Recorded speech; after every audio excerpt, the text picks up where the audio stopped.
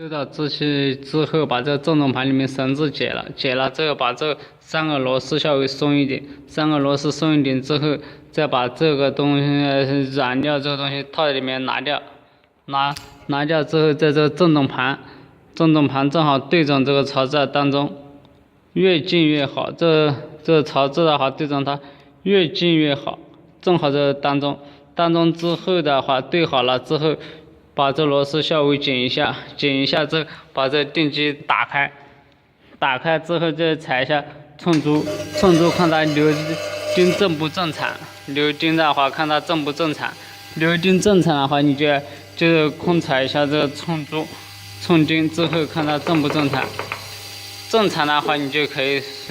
继续装这个上膜盖了，就是这样的。这样正常的话，你就把这个电源关掉之后，用气棒把它吹一下，吹干净了之后，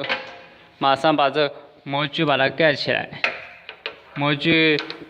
把它盖起来之后，2个螺丝装起来，2个螺丝要把它装紧了，2个螺丝把它装紧了之后，就再踩一下把这电源开关打开，再踩一下寸珠之后，再踩一下寸钉，看它出钉正不正常。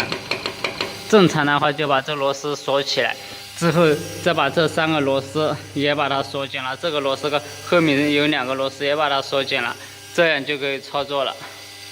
这2个螺丝必须要把它也要锁紧的。